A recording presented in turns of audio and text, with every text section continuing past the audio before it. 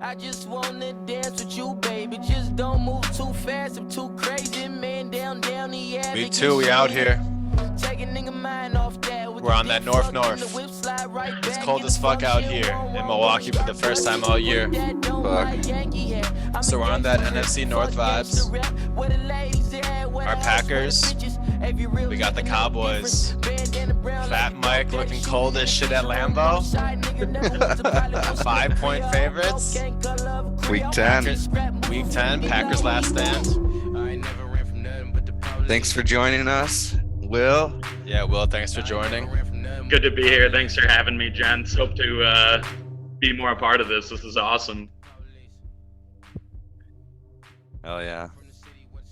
Well, of course, welcome to the next episode of Sell High. Of course, we've got a great episode today. Some of us boys were at the Brew City Ball Hoops game. Oh, Aaron's flashing Liverpool. Of course, Arsenal's coming up. We got a great day today, right? A few games. We're going to talk about some controversy, as they say. Cause a little bit of commotion in our league. What else do we got coming up, Aaron? I got a throwback party at Regat's. Party at Regat's. Party at Regat's. Party at Regat's. Hey! Party at Regatski. So yeah, he's having a house party today. I think they just got an apartment in Franklin. And Jake asked me to go. Well, Brett invited me, but I was kind of like on the fence about going. But I owe Jake one because I convinced him to go to a Halloween party so I could try to get some pussy, and he gave me a ride, so I owe him one. Shout out, Jake. Shout out Regat's. Party at Regat's. You know it's gonna be a great party. I don't know if it is, dude. But yeah, I just kind of want to go there just to be a good friend and to meet his probably soon wife to be. For those of you who don't remember, what happened at Party at Regat's? Was it Willie that went through the railing? Someone went through the railing. Yeah, someone did. I was in the room when it happened. It wasn't you? It might have been Louis Radomski. Oh, shit. You might be right. Went through Brett Radomski's railing and broke his stairs. And, amazing. Yeah, that was a great time. Go. It's like redoing Project Y or something. Yeah, I know. It was the Tis the season. craziest. Yeah, that's why it's Party at Regat's. And so Will was with us. It's me, Jake, McKinney, and Will at the Brew City Ball game. Fuck Stanford. The game was not as bad as we thought it'd be. Everyone was, digging on the seats. It wasn't terrible. It wasn't great. From the pictures I saw, like, did anyone have good seats unless they were on the field? Like, could you see anything? Yes and no. It was like being at like game level, which was cool because we were in section 109. So it was kind of like being on court level, but like 50 feet back. Not terrible. It was like those FIFA stadiums that have the track around the field and being front row at that. Yes. And I mean, it was a great time with the boys, of course. We talked the whole time. Any highlights for you, Will, as a Marquette fan? I mean, yeah. But Wisconsin alum. Absolutely. Wisconsin alum. The highlight for me was just that Marquette should have a pretty easy go against Wisconsin this year. I don't worry about them at all. Shade. Real quick, my highlight was the sausage race, of course. We were wondering if they were going to do ladders or suicides, and they did, 4 back and forths? Yeah, baseline to baseline. It was pretty tight. And the Italian won. Shout out number 3, the Italian. Oh, they did it on the court? Yeah. Oh, I get what you're saying. It was cool. But yeah, let's get right into it. Of course, last time we were here, we were talking about Thursday Night Football.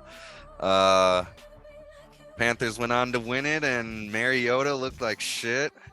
I got Mariota on my team. I'm wondering I don't know if he's gonna be able to help me get it through all the way. Like, Will was coming at me for a buy low on Ritter, maybe. What about your thoughts on that, Will?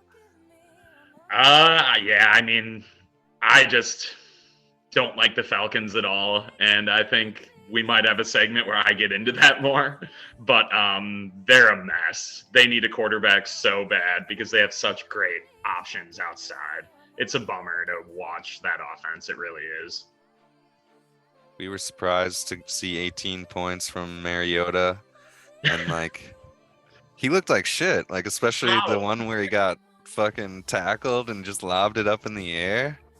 Would you have done that, Aaron? I think he was down though, right? Yeah. Yeah. I mean, it's better than the guys like taking the sack or whatever. I hate the guys that like take sacks on like 4th downs and stuff like that, with just like no situational awareness. But True. I don't know. At this point in Mariota's career, he is what he is. He's just a placeholder QB, and they like surprisingly have won games, and like the South is technically open, but I still think in the South it's the Buccaneers. They're just going to be like a 9-8 or 10-7, whatever that is, and they're going to get in the playoffs and probably do okay. The rest of it is just, what's the point of even winning? But you can find value. The Falcons are weird though, because they have dynasty like assets on their team. Like Kyle Pitts was a consensus like best tight end to take for dynasty last year in like a startup, and then his quarterback play is just so poor, slash like their offensive scheme, they don't really put him in positions to really make plays. So him and Drake London, Patterson, who may be on the move, is another guy that's just like, yeah, they can maybe help you win a week to week, but are they like worth making a move for? I don't know. Really, I don't think Ritter is the guy though. I think that they're gonna have to draft a quarterback. Yeah, they might. Willie said they might go for Lamar. That'd be crazy. That'd be dope. But can Lamar get franchise tagged again or no? I think he can, to be honest, but there's team control there, but I'm not sure if he can be tagged or not. The Ravens are in position to pay him the most. That I do know. Yeah. But honestly, like, so naming those two guys you did, Pitts and London showed out a little bit. Like, London, I thought, played pretty well. He ended up having like close to 15 points for Jake, whereas Pitts just looks checked out. Like, he missed a few plays that were just uncharacteristic of him, where he's just single hand up for the ball. He could easily make a catch and be like 4 or 5 points in the open field. So he's kind of checked out in Atlanta. I don't know if y'all agree. Yeah, I do agree. I just noticed though, it looks like we do only have 10 minutes left on our meeting. I know. So I'm wondering. No, don't worry about it. I'm gonna just pay for the subscription right now. It's letting me do it. So. Oh, ballin'. Nice. We're gonna have to start a podcast bank account. True. For our business, the Sell High business. Oh yeah, we have to sell high in business.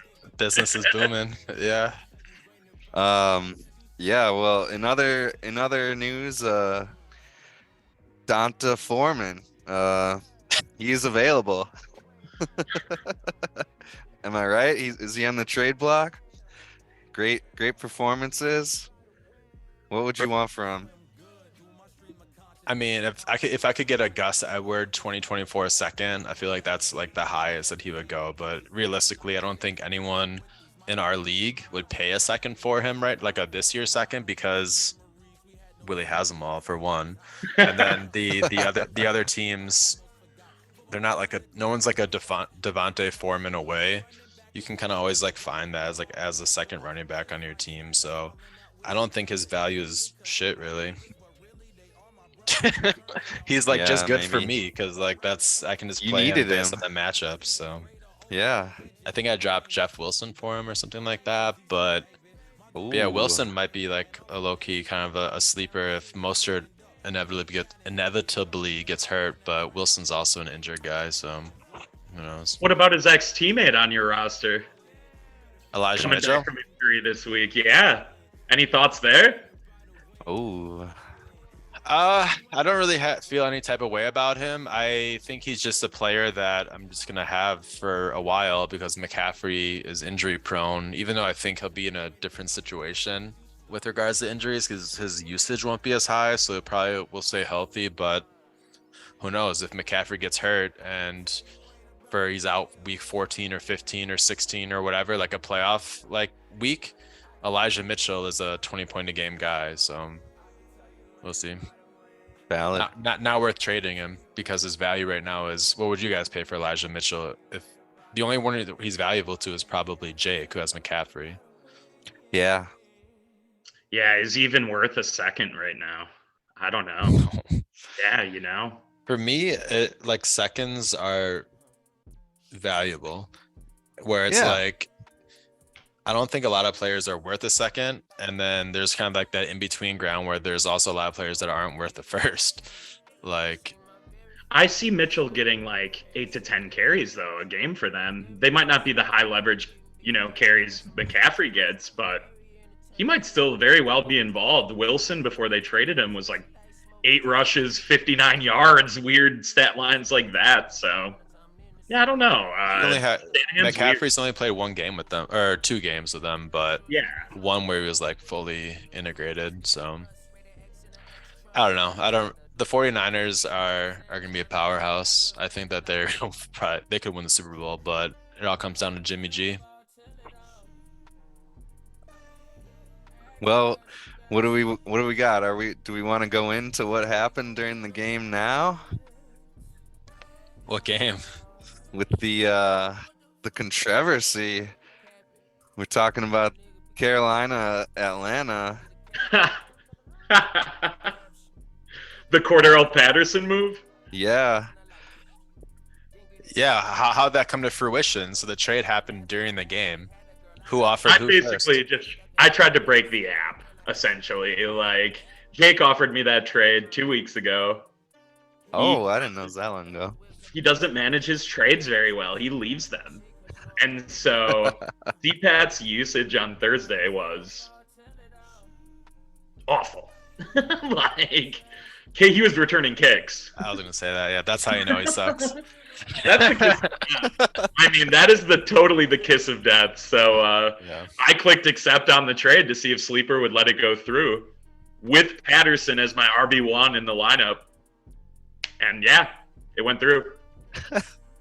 So then Jake didn't want to drop anyone because he still needed to play someone. And that's when he realized he's playing Aaron, of course, the biggest matchup in our league. Yep. He would have had a drop like McBride. He could have made roster room for like 1 by moving like Chase into the taxi, and then who's ever out, like Keenan Allen or something, to IR, and he'd have 1 spot. Then he'd still have to drop like 1 more person. So I think that's just like his problem though. Like, he should have to deal with it. So he asked me to like change his roster that it didn't like make sense, but like I think that you should be able to trade whenever, and like that's your issue that you have to like manage as a manager to kind of make sure you have the roster space for everyone, and if you make that move you have to find the space for him. So yeah. He's trying to like hoard some tight ends, so he can try and trade you a tight end. Dude, I've been trying to get Njoku for like so long. It's just like I would not trade a 2nd round pick for Njoku because he's not consistent enough. Like, would you guys trade a 2nd for Njoku? Maybe. Yeah, I don't know. I don't think so. That's a team I would love to talk more about. Bob and I talked about them last night. The Browns? Yeah. In relation, of course, to the Thursday night game with the Panthers. We basically said that I said Carolina is not going back to Baker. And my proof for that was just how bad he is. With Jacoby Brissett as QB 19 in our league right now, my highest rated QB right now. He has Amari Cooper at wide receiver 12, and he has David Njoku with all these missed games as a top 10 tight end. How bad is Baker Mayfield? Like, how bad is Baker Mayfield that Brissett is doing that in this offense? Like, crazy. Willie made another point about OBJ. Like, obviously everyone was like, oh, is it really Baker? It was OBJ the problem. OBJ went to Stafford lit him up.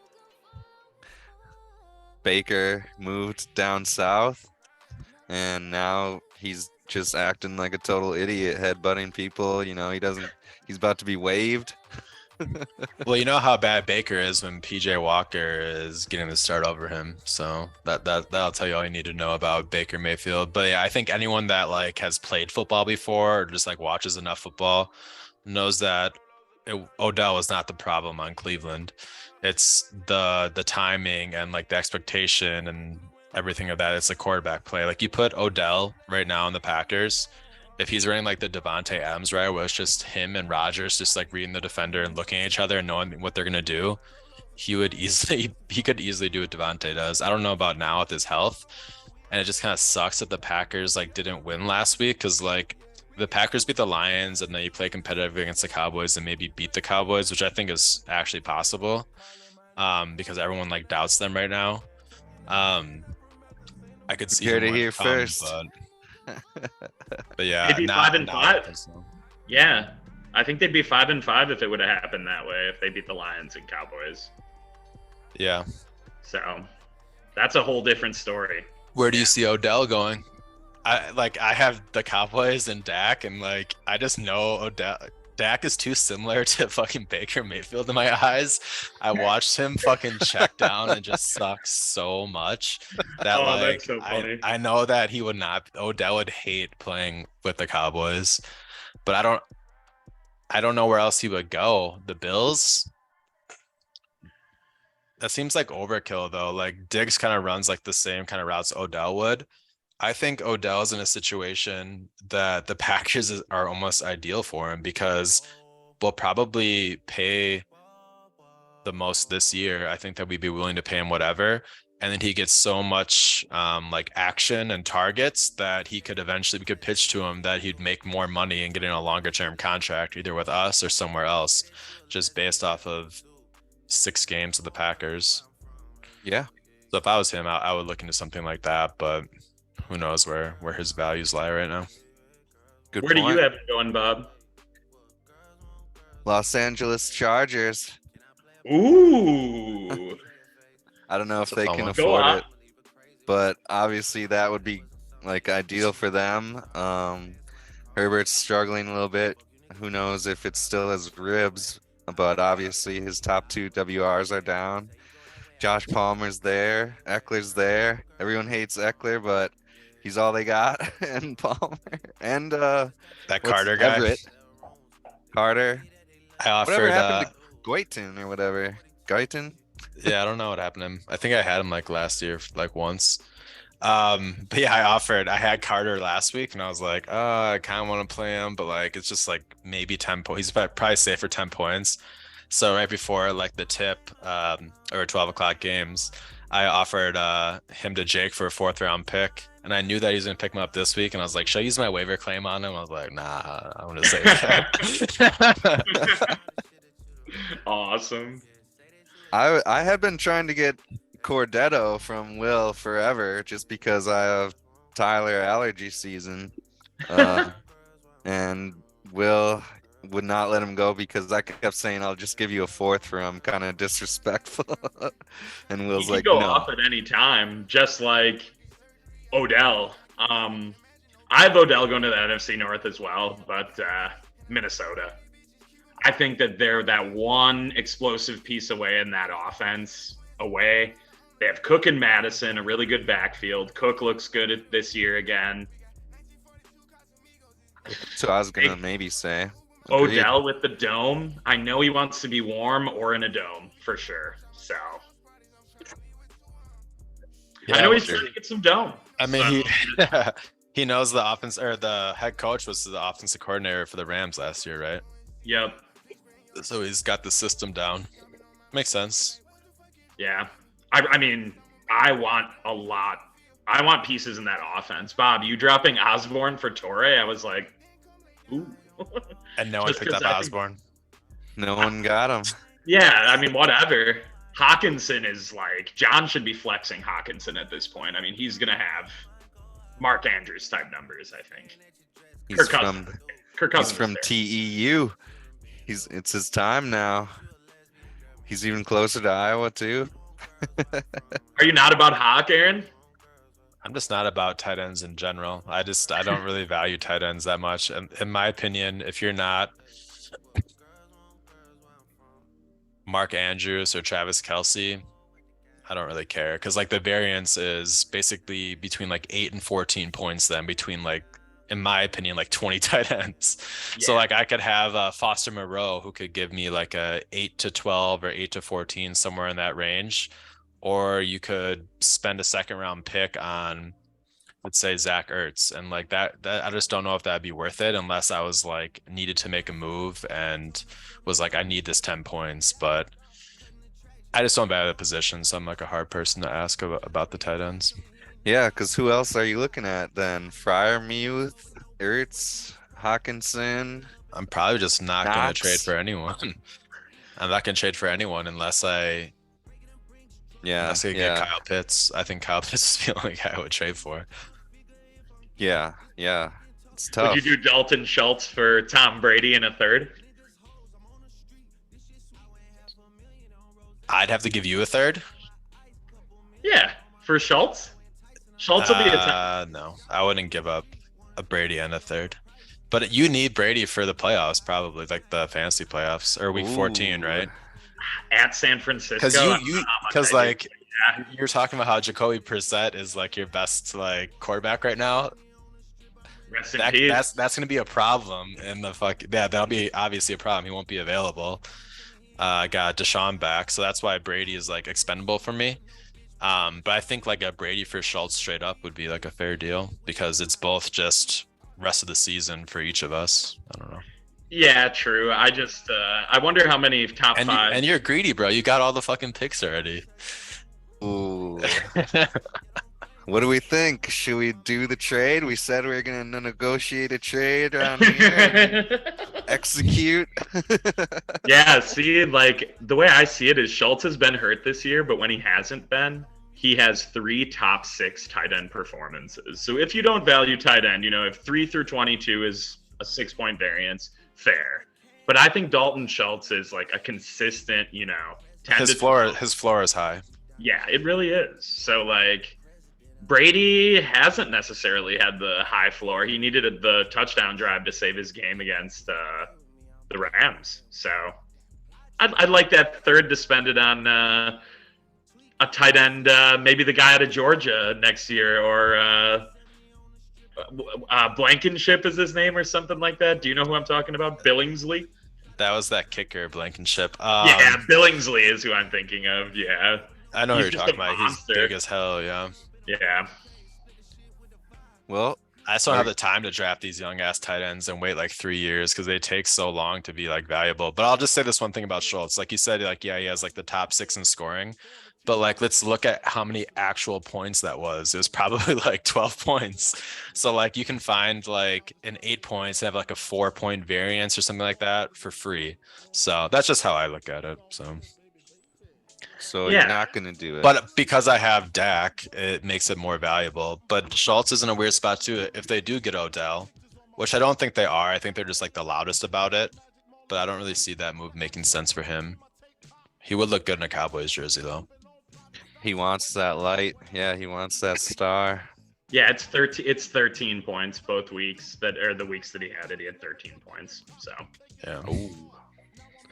So no trade. well, I mean, last year in the playoffs, Aaron remembered Schultz well. He caught a few touchdowns against him. I mean, his targets last year in the playoffs: 8, 9, 10. Ooh, not bad. 9, Because 10 Dak Prescott sucks. Yeah. playoffs. I do like Schultz for sure, but I think like a Brady I don't know if I'd be willing to give up Brady and a pick because I think I could maybe, like, I'd almost rather just trade Brady to you for a third over Schultz. Maybe, I don't know. Will a trade go down? Or Stay to Yanni. tuned. I still think Yanni needs a quarterback, and I think Brady would make sense for him to move for him.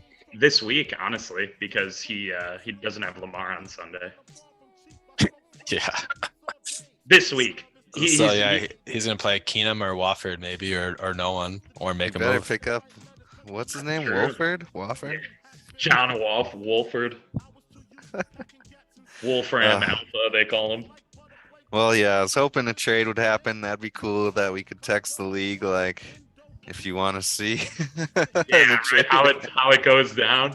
But no, I'm actually so insulted that the trade didn't go through that I'm hopping off because that's just ridiculous. I thought that was a fair deal.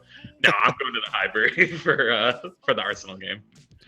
Yeah, of course. I think it might be a good time to end it. You know, we went through our controversy. I was thinking about, is there anyone that we want to talk about to sell high real quick? Let me pull up our league really quick. But yeah, if someone else has one top of mind, share it for sure. I feel like we just discussed him, Schultz. So I won't say more than that. Is that a sell high though? I feel like a sell high would have to be someone that you actually can get like good value for, or you're just saying like sell in general? Because like a sell high for him would be like, yeah, like DeAndre would be a good sell high. I think it's a sell high to lots of teams in our league that don't have good tight ends. If you don't value tight end, it's not a sell high, but yeah, if you do, I think Schultz, Hawkinson, those guys. Tyler Boyd, sell high, personal boy of mine. Absolutely. He might be on the block. Yeah, I don't know. I'm looking. I don't know if I necessarily see a sell high guy. If I were you, Bob, I know you're like going win now, but I think you might have to make a decision about Kamara at the deadline. That's because you want Kamara. So you're going to have to make a decision about it if you're willing to pony up the two first rounders. Yeah, I mean, Aaron, do you think you're getting you're getting a playoff bye, Exactly. Aaron? Because if not, Alvin Kamara is going to get you 0 points in week 14. So, well, I don't want Alvin Kamara. The only like player I would trade my 2 firsts for right now is either like a young player or Christian McCaffrey. ooh, Jacobs. I just saw a sell high. Can you scroll down a little, Aaron? Oh, I see one. Derrick Henry. Yep. Derrick Henry. There Whose we team are. you looking at? Sal's. That's exactly right, man. Oh, really? Derrick That's who you're Henry. looking at? Yeah. Yep. Yeah, Sal, that would actually make sense for Sal, because if you look at his draft capital, he's got a second round pick, which should be like a top 4 second round pick for him. But I think that if you're Sal's team right now, you almost have to. I wouldn't want to trade Tyreek Hill, but like if he like sent me an offer for Tyreek Hill for like 3 of my firsts, he could basically, I might do that. and then he basically would get all his shit back that he traded for. Because how many firsts did he trade Hill for? 3 or 2? Terry 2 McLaurin and a 2 first, 2 firsts. Yeah, and a pick swap. Who did that first end up being for you last year? Who'd you draft? Jameson Williams. Okay. So yeah, I think could that's reverse the interesting. trade with Sal. yeah, we didn't get to the part about the trade reversal, but yeah, absolutely. We didn't get to the trade reversal. We allow yeah. that now. No, I was thinking that I might do something where it's like you can't do like a straight trade back for like a week or 2 weeks or something like that. Absolutely. Maybe there's like a holdover period. I mean, that was obviously like a different situation. I don't think that it really mattered, especially after you explained to me that it was from 2 weeks ago and you just accepted it. But I think it is what it is, so it's not a big deal. Yeah. Yeah. Derrick Henry is like worth the 23 first if you're contending. the thing is like, yeah, Aaron, of the contenders, you're the one with the 23 firsts that would give it up. Bob has a great running back room, like Michael Ann would not do that with all the 23 firsts she has. And I Really? like my ass running You don't back. think she would give up? Oh, you're saying to get Henry? Yeah. Yeah. I mean, there's another one right there too, to your left on my team. Miles Sanders is scoring touchdowns galore. He's a sell high too. He could be out of the league in 2 years. Like he's with the influx of running back talent coming in like that. There's a sell high right there. I'll admit it. Yeah, I think it's interesting, like the different dynamics, like where some teams have windows and some teams can go for it, but at this point in the season, you kind of have to be realistic about who your team is. So like if you're like Stevie, he still has a good, like pretty decent like win now team, but it might, if he like loses like 2 weeks, he might have to be like, all right, I got to make a decision. Like I have no draft capital. Should I trade Jonathan Taylor and maybe try to get 2 firsts? Like it might be worth it to pick up maybe like a running back in the first round or something. But yeah, it's interesting to see what direction everyone will go. It's just going to get fun. So hopefully in the future, maybe with the deadline approaching, we'll have trades that go down, and 2 weeks. we'll have maybe the parties on there to discuss their thought process. It may keep some people more accountable and engaged if you have people from the league watching. So to actually have like thought behind it, and then it may even force more moves to be made because people might just look at the league differently in general. So I'm excited where the podcast will go. I think what the future is going to be like will either be Sunday night during like halftime of the Sunday night football game. We'll kind of get together, recap the stories of the week, our weekends, if anything fun happened, and then we'll kind of we'll do like different like segments within our Dynasty League, and then we'll also maybe just briefly include maybe options that are out there and options for other teams. And then so that'd be like a Sunday night recap of the weekend. And then on Thursday night, we'll do a recap of the Thursday night game and just a preview of the upcoming week. So yeah, in general, going forward, there'll be 2 podcasts. And then there's probably going to be options for like emergency podcasts too. Like let's say Odell signs somewhere on Wednesday, he goes to the Packers or the Cowboys. We'll have like a quick like 10-15 minute podcast just talking about the fallout from that. So it should be interesting, but and fun. So if you guys, we appreciate our fans out there. Make sure you like and subscribe. So then put that notification bell on so that when we do drop a new video, you get that notification. But yeah, so we'll eventually start working more on the structure and the production, but let's enjoy the ride. Yeah, and hopefully next time we can have our friend Skins on to talk about his perspective of that trade and the follow-up. Yeah, because we never covered that, what happened. And We might need some mediation between managers for that, because we might.